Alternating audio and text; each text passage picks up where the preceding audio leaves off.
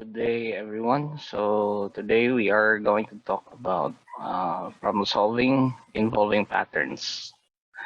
So our objective for today's lesson is that by the end of this learning unit, you should be able to solve problems using patterns and some problems that involves patterns. Okay. So as an introduction, okay, we know that patterns is observable everywhere, no? So it is everything around, not only in digital world but also in nature, no? So we have discussed that one in the introduction of uh, this course, okay? So it could be seen physically or it can be observed mathematically by applying some algorithms. So by studying patterns, this could be an opportunity for you or for us to observe, hypothesize, experiment, discover, or create something. You know. So by understanding patterns, we can predict. Based on the data that we have, based on the patterns observed in the data, we can predict what comes next. Okay. So I will just talk about three notable patterns. No? Okay, some notable patterns is repetition. Okay, so repetition. Okay, the figure there is an example of a tessellation. So if you've seen the object, so there are some objects that are being repeated. So repetition is the recurrence of elements of an object at regular intervals. So I say, for example, okay, what is the sixth term of this given sequence? Okay, so for this pattern RGY, actually there are lights, no, that symbolizes the uh, lights of the traffic light.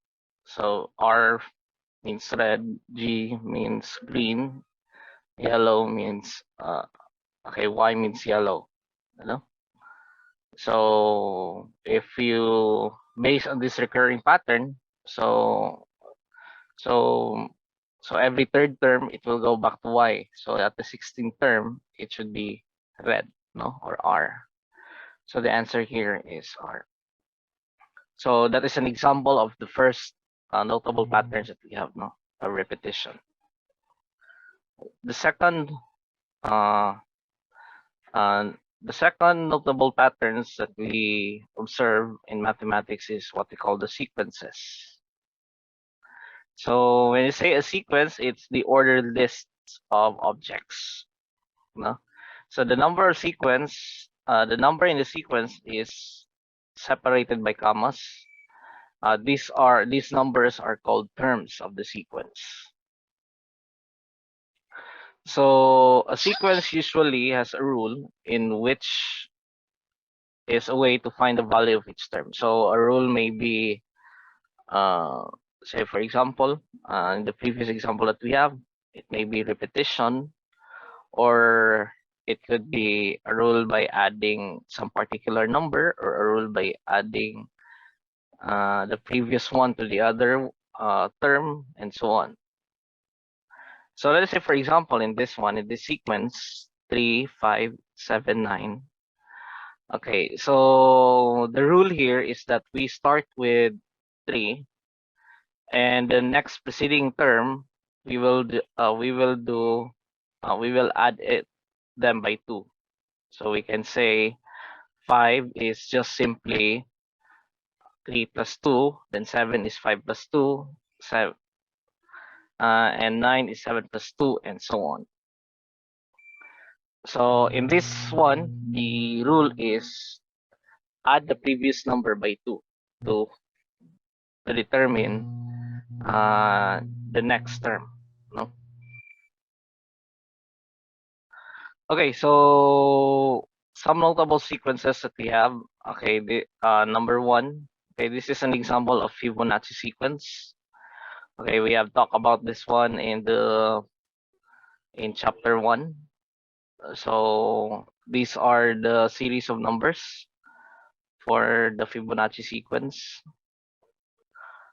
Okay, the recursive formula for Fibonacci sequence is defined by this expression.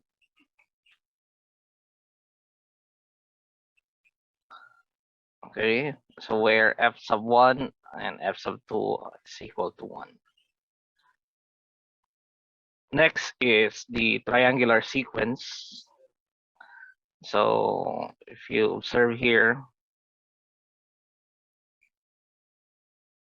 1, 3, 6. Okay, there's an error here, no? So it should be 1, 3, 6, 10, 15. Okay, so there's no 2.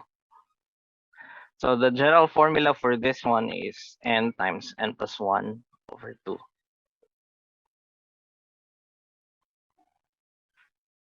Then we also have the arithmetic progression. Arithmetic progression is a sequence with the common difference, no? With a common difference. So for example, this one. So the rule is that the we add the number each term by the common difference. In this case, the common difference is 3. So the general formula is defined by this one, and the partial sum of the arithmetic series, no, is defined by this one. Okay, I will not discuss this one anymore because this will be discussed in your algebra as well as in your calculus. Then here we also have geometric progression. In the arithmetic progression, we have the common difference. In this case, we have the common ratio. For example, this one, 1, 2, 4, 8, 16, and okay. What comes next here is supposed to be 32. Okay, it's supposed to be 32. So the common ratio here is 2. No? So the common ratio here is 2. So the general formula for finding the term is a sub n equals a sub 1 r raised to the power of n minus 1. And if you are going to determine the partial sum, it's defined by this expression.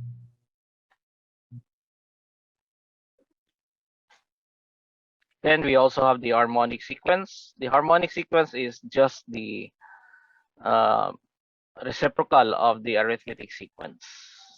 Okay, so for example, in this one, 1/4, 1 over 7, and 1 over 10. Okay, the corresponding arithmetic progression for this one is 4, 7, 10, and so on, with a common difference of 3.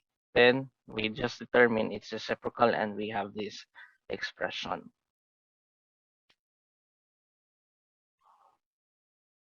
Okay.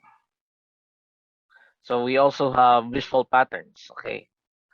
So visual patterns, you usually find this one in uh, mathematical games, or sometimes in the entrance exams, like logical reasoning. Okay, so for this one, so how many triangles are there in the figure? Okay, so if we try to count this one, if we try to count by um, uh, the smallest, okay, the smallest triangle, then second one we count it by degree of 2 lines, then degree of 3 lines, and 4. So if we count all of them, that is equivalent to 26. Okay, so all of this is equivalent to 26 on.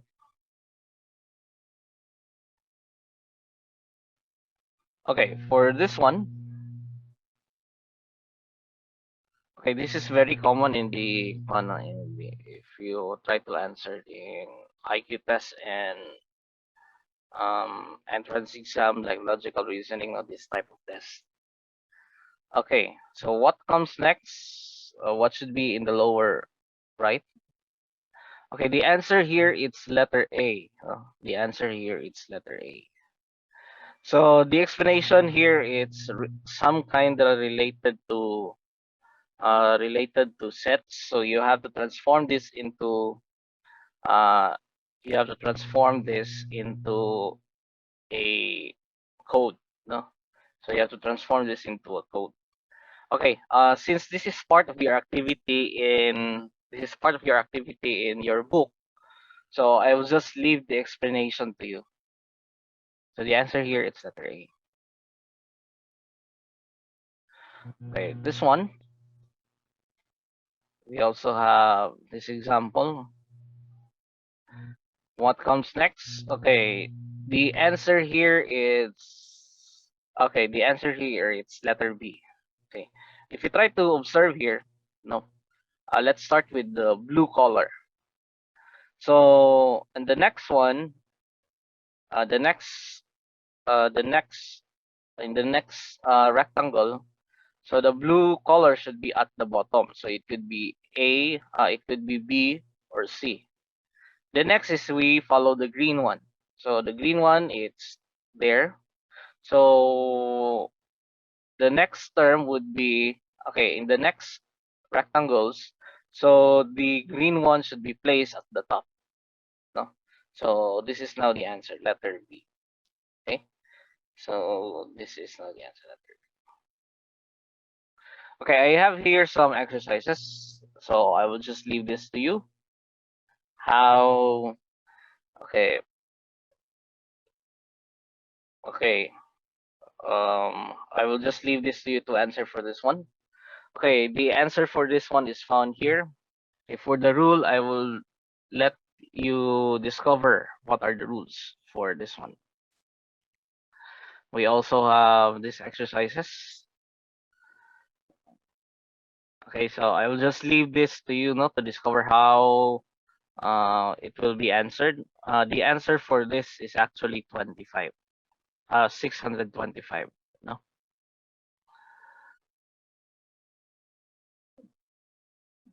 Okay, for this one, the answer is okay. It's letter A. So for the explanation, I will just leave this one to you also. And I guess that's it.